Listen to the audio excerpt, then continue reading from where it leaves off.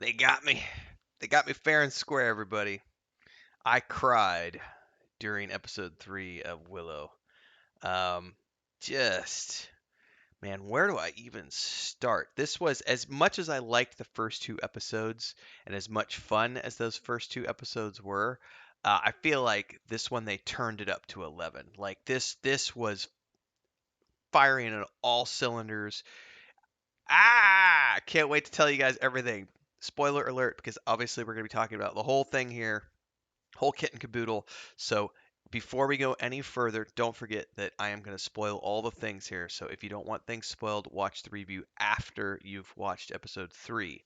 That being said, if this is your first time here, don't forget to like, subscribe, and hit that bell icon so you never miss an update. I do live watch parties every Wednesday around the show and other shows, and we do reviews of other shows and video games and beyond, so make sure to tune into all that stuff. Support if you can with the super thanks. You could also do super chats during live streams, and of course, never forget the memberships here down there, the memberships of the Adventurers Guild here on YouTube. Let's dive in. So, there is so much to unpack during this episode, but let's just start off with the fact that just like the first two episodes of the premiere, this is a lighthearted, fun, young adult adventure, which means there's cheesy dialogue, lighthearted, fun dialogue, and it's just overall meant to be a very fun, um, fast-paced adventure. So we start the episode off where we left off the last episode, which is Laura Dannon had gotten kidnapped by the creepy captain of the guard, who has been converted into a demon, and he's taking her off against her will.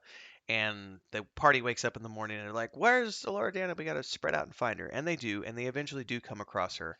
And they have this fight sequence with the guard captain and his creepy undead soldiers, during which they lose and she escapes. Well, she doesn't escape. They escape with her. Um, from here, they mount up on the wagons and they gotta pursue and try to catch up with her so that they can rescue Laura Dannon. Meanwhile, Laura Dannon breaks free and escapes into the forest, where she meets these two um, um, woodsman um, women.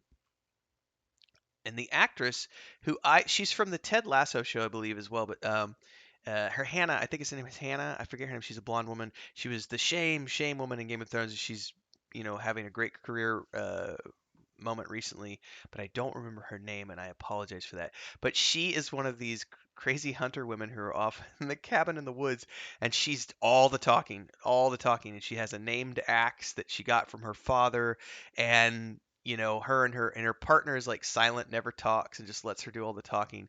And they listen to Laura Dan and tell her whole story, and they're like, "Oh my God, you're the chosen one. You're the queen. We're gonna, service into you." And then the creepy dude shows up, and there's a fight sequence, and unfortunately, these two ladies don't make it out. But it was a great cameo role for them, and just as a fun, quirky little side pit stop for Laura Dannon. And she, of course, gets recaptured, and they continue to take her on. Meanwhile, back with the caravan, we are dealing with some ongoing issues with the party. Kit really wants to know what happens to her father. Borman's stringing her along with this story. The wagon's wheel falls off. They keep having these issues with the wagon. Meanwhile, Willow is having other visions, and he ends up seeing Laura Dannon like staring with her eyes up into the sky with her eyes rolled back, and he has like a seizure type moment. And you know, multiple problems with the wagon. They keep having problems going through this muddy area, and there is a questioning by the two young individuals. I forget the friend of the princess, the redheaded girl. Her and the prince, the other prince, are having this moment where they're trying to push the wagon, and they're questioning. Willow must be washed up because he's not using his magic to help them. So maybe it's possible that he lost his magic. Meanwhile, in the front of the wagon, we have Willow and his friend having this conversation about how he doesn't want to use his magic because he needs to save it for the time that's going to come so that he can help defend um, uh, he can help defend Laura Dannon. They eventually reach a crossroads, and Borman and Kit go off one way, and the other two go off the other way, right? And Borman leads Kit up to this mountain inn, and what he's really looking for is the clue that they left behind with this guy who might be able to lead them to the Chimera armor, which is tied to her dad's quest, Mad Mardigan's quest. And I really enjoyed this part because it gave us, for the first time in this episode, we got to see some practical effects, some animatronics, some robots, and some creatures. And they're these nasty some were rats. And it was really well done, this whole sequence, because Borman goes down into the well and leaves her up top, leaves Kit up top, and she has to fight one off while he's down there. He does find this piece of the Chimera armor, but he tells her that he didn't, so he's still kind of being a lying cheat thief. But when they're coming out, she kills one rat and then a whole bunch more, and the escape sequence is really brilliantly done because there's just all these eyes in the tunnel as they're escaping, and it was just really well done. And they come out right as the rest of the party members are catching up, and it's all sort of culminating here at the top of this mountain pass, and it's where these bad guys were taking Elora Danan. And one of the interesting things about here is that as she's sort of having this moment where she's back talking the guys, and she goes to smack one of them on the face, and he recoils, and like there's this bright flash of light where she's like, "I am Elora Danan. I have magic. My whole body's magic." Um, but they're on this mountain pass, which turns out to be very, very important for the end of this episode because of I was like, oh shit. Um, but before we get there, they come, Kit and Borman come tumbling out of this cave into the mud and the rain, and we've got Willow, and I think his name is Sirius or Cirrus. I'm bad with names of all the cast members here, but it's his other friend from the other No One friend, and then the whole party's here at this point, and they are having a fight sequence with the demon guys. This was a really, really well done fight sequence. Like the music, all of it was really done. I love the helmet that the girl puts on. I'm gonna look up her name real quick. Jade. Jade's character. I love the helmet that she wears. So well done. But there is this fight sequence and everybody's doing stuff, and this is where I cried because yeah, this is where I cried. It was a really emotional moment. Again, spoilers. Um, So during the fight sequence, Willow's friend gets knocked down and mortally wounded. And when this happens, Willow snaps and he slams his staff down and he shows everyone, oh no, he's actually not just a wimpy little bitch. He is a real sorcerer, but he's conserving his energy as he told his friend before. Um, and he just unleashes these waves of magic that completely roast these demon dudes. And the visual effects are amazing here. It's all really well done.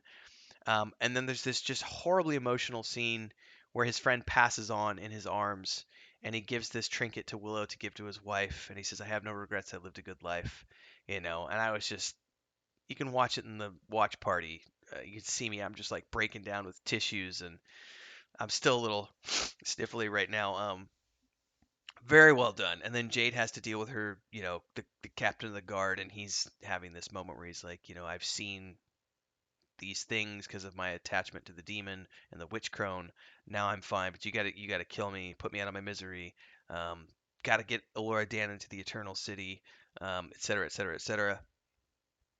And we finally get to the end of this sequence, and it was getting towards the end of the episode. I was like, oh, they're gonna leave us with a cliffhanger because they were leading Elora Danan up the mountain pass to the top of this place, and Borman wants to continue going up that way, and Willow's like, no, we shouldn't go up there. We need to find another way around. And there's no way because the storm is heavy and it's flooding behind them, and there's no way off the pass other than to go up and over.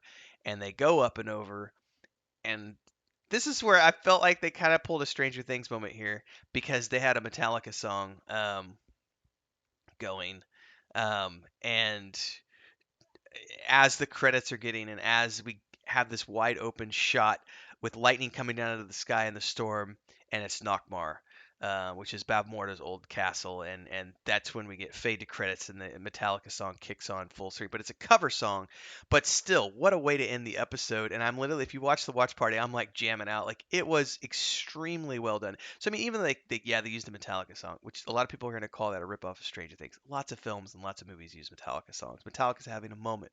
That's fine. They don't actually put it into the show the same way that Stranger Things did, and it is a cover song. Um, of the what is it, Exit Sandman? Anyway, I'm not intimately familiar with Metallica, but it was a great way to the end of the episode, especially after that emotional crying sequence, and then we come back and we get you know heavy metal music and this uh, cliffhanger of an episode that has us looking out over Nockmaar, which we haven't seen since the film, and it looks creepy as hell. And you just know that the next episode is going to be as action packed as this one. So overall, even though I gave the first two episodes 10 out of 10, this was an 11 out of 10 for me. Like this was turned up to 11. This was as good as the first two episodes were. I was like blown away. This episode is so much better. It had the same fun humor. It had lots of action sequences, great soundtrack. Not just the end sequence. There was a great soundtrack during the. I even remarked on that during the watch party. I was talking about. I need to find out who the composer is because the music is just really well done. Just overall, and the VFX with the fight sequences and all the magic and everything else, just really well done.